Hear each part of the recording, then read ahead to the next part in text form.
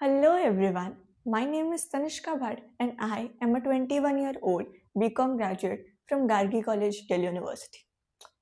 अब आप लोग सोचेंगे हमें क्यों बता रही है, तो ये जानने के लिए थोड़ा फ्लैशबैक में चलते हैं।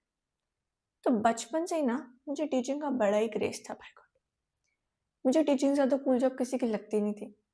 हमारे स्कूल में टीचर्स आते थे, मस्त एसी में बैठते थे, थोड़ा बहुत पढ़ाते थे, बहुत सारा होमवर्क देते थे, बच्चों की खूब पिटाई करते थे, सारा अपना फ्रस्ट्रेशन बच्चों पर निकाल देते थे और छुट्टी हो जाती थी। और इतना ज़्यादा मज़ा आता था अपनी फ्रेंड्स को पिटते हुए देख। तो मुझे लगता था यार मैं भी बड़ा होकर ना टीचर ही बनूंगी और मैं भी अपना सारा फ्रस्ट्रेशन बच्चों पर निकाल लूंगी और उनको खूब मारूंगी। अनटिल अनटिल मैं एक दिन खुद पिटी, वो भी अपने संस्कृत वाले टीचर से।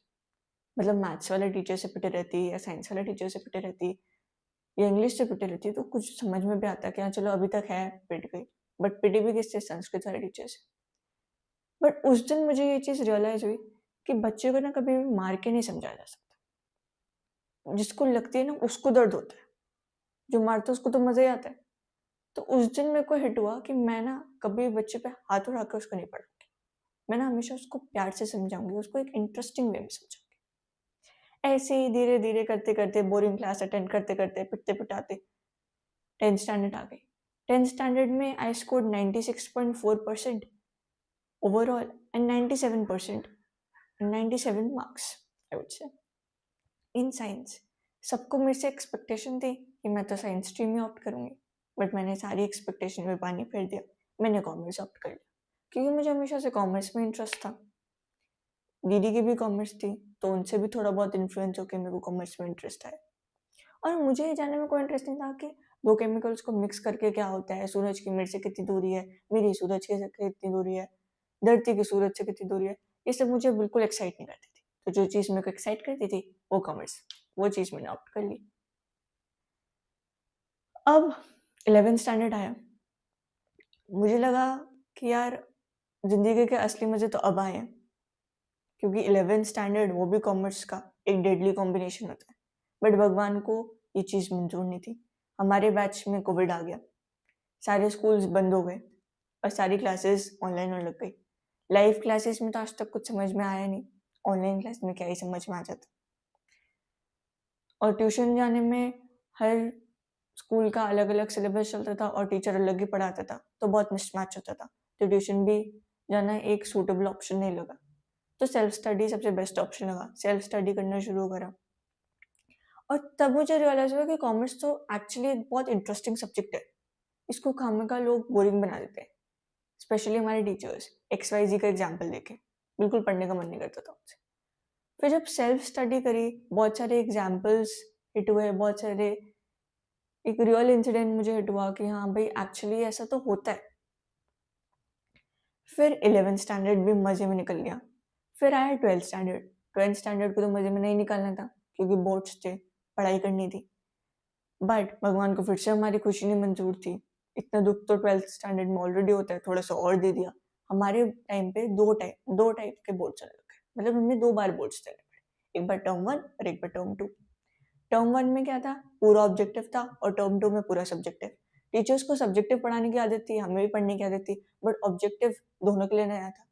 फिर खुद सेल्फ स्टडी करनी पड़ी, क्योंकि ऑब्जेक्टिव में ना हमें पूरा थॉरो स्टडी करना पड़ता है, एक एक चीज को अच्छे से समझना पड़ता है, तभी आपको आंसर्स क्लिक होते हैं। सब्जेक्टिव में तो क्या होता है कि आप हेडिंग बता दो, पूरा पैराग्राफ हम खुद लिख देंगे। हमारी कॉमर्स वालों की एक खासियत होती है, हल्का से भी कुछ पता चल जाए तो हम सब कुछ खुद बना लेते हैं। बट ऑब्जेक्टिव में ऐसा नहीं था, अब चीटिंग कर नहीं सकते थे, खुद ही पढ़ना पड़ता था। तो थॉरो स्टडी बहुत ज़्यादा नीड थी उसकी। तो टीचर्स तो स्कूल के पढ़ाते नहीं थे, और यूट्यूब पे भी जो पढ़ाते थे वो अपने पीडीएफ्स के थ्रू पढ़ाते थे, उसमें भी कीवर्ड्स मिसिंग होते थे। तो एनसीईआरटी को स्किप करना तो कोई ऑप्शन नहीं था, और उस टाइम पे कोई भी एनसीईआरटी नहीं पढ़ाता था। फिर जैसे ही 12th पास हुई, फिर से एक भूकंप आया, वो था सीयूईटी। हमारी टाइम पे सीयूईटी को भी इंट्रोड्यूस करा दिया, वो भी पूरा ऑब्जेक्टिव बेस्ड था। फिर थॉरो स्टडी रिक्वायरमेंट थी। एक बार को आप बिजनेस और इकोनॉमिक्स तो आप ऑब्जेक्टिवली पढ़ सकते हो, ऑब्जेक्टिव टाइप पेपर्स के लिए पढ़ सकते हो, बट अकाउंट्स को ऑब्जेक्टिव टाइप पेपर के लिए पढ़ना बहुत ही डिफिकल्ट होता था, बहुत सारी प्रैक्टिस रिक्वायरमेंट होती थी। और उस टाइम पे क्वेश्चन भी कम थे, क्योंकि उसी टाइम पे नया नया इंट्रोड्यूस होता था। सब्जेक्टिव टाइप के लिए तो मिल जाते थे, ऑब्जेक्टिव टाइप के लिए ढूंढना बहुत मुश्किल होता था। तो बहुत सारे सैम्पल पेपर खरीद के फिर उसमें कुछ क्वेश्चन नहीं समझ में आता था, तो फिर गूगल करके फिर उसको थोड़ा बहुत रिलेट करके उसके बारे में पढ़ के फिर आंसर निकलते थे। क्योंकि टीचर्स यूट्यूब पे कॉन्सेप्ट तो समझाते थे, बट क्वेश्चन प्रैक्टिस फिर एक बहुत बड़ा गैप था जो नहीं कोई करवाता था।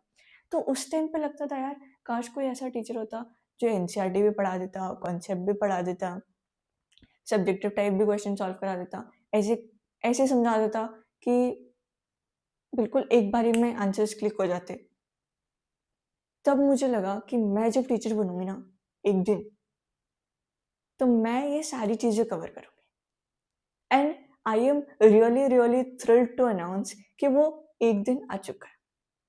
And I am introducing the first batch of my life, the batch which is closest to my heart, the batch of 11th and 12th graders, the batch of 26-27.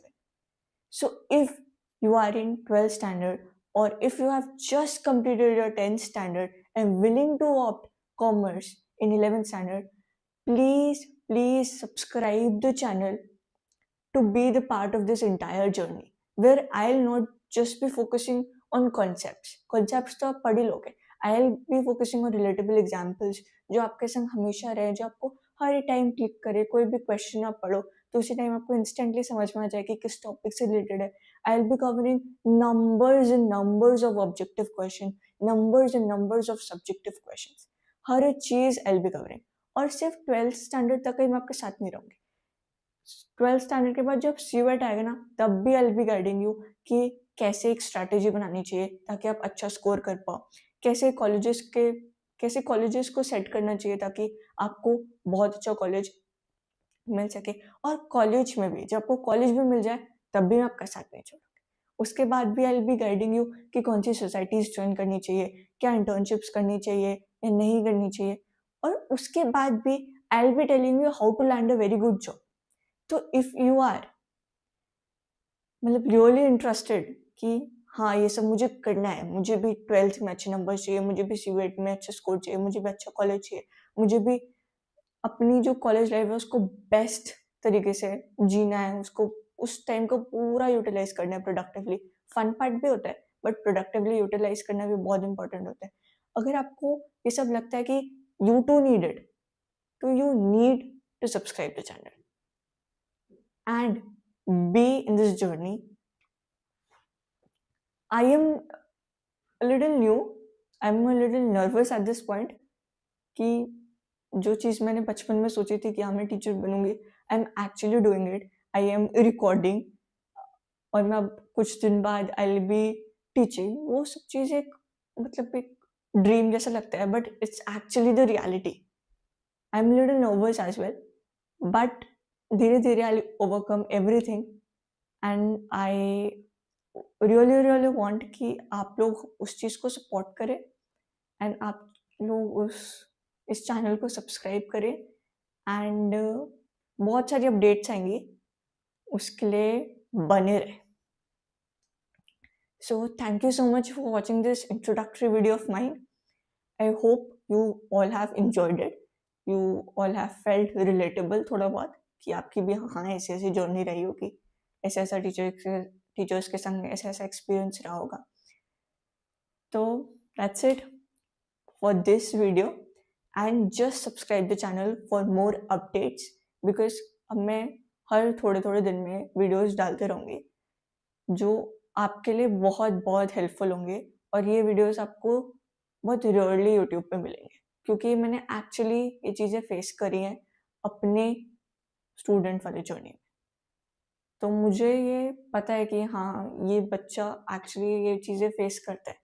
So I have the solution to that problem because I too have face that problem. So that's it for the video. Thank you so much for watching and do not forget to subscribe to the channel. Bye bye. See you in the next video and I'll keep you updated.